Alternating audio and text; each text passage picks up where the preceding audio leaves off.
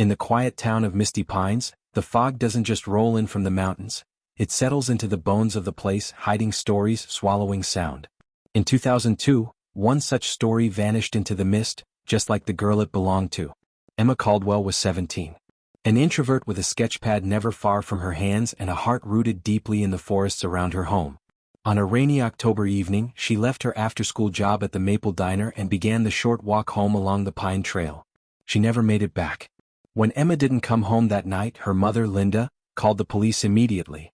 But Misty Pines was used to its own rhythms. Things ran slow here. The authorities chalked it up to a teenager's rebellion. Maybe she ran off. Maybe a boyfriend.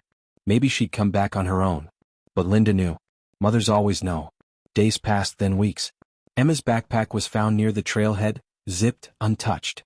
The sketches inside had water damage from the rain, but one drawing stood out. A cabin half-finished with a dark figure at the edge. No one recognized it or claimed to. The case went cold. A decade later, a new detective, Jules Marlowe, took another look. She combed through the case files, re-interviewed witnesses, but every road led nowhere. Emma's story faded year by year, until she became a local ghost, remembered only in anniversary posts and fading candlelit vigils. And then came the spark. Not from the police.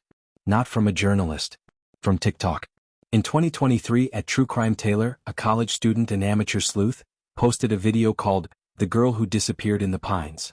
The clip showed Emma's sketch, the trail map, and a theory. Emma didn't run away. She was taken. And I think I know where. The video exploded, millions of views overnight. But it was a comment that changed everything.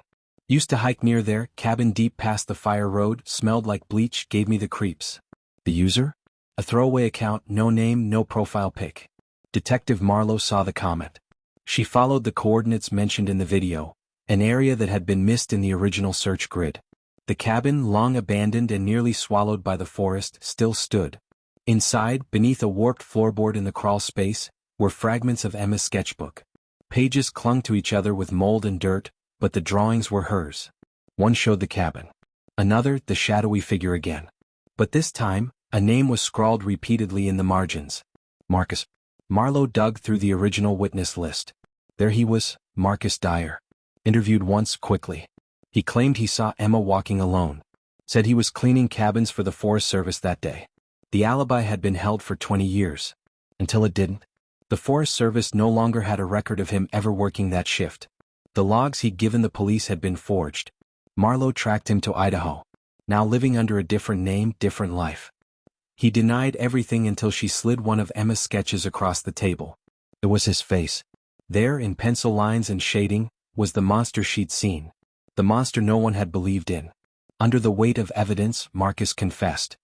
He'd lured Emma into the woods, knowing she loved nature, pretending to need help with an injured animal.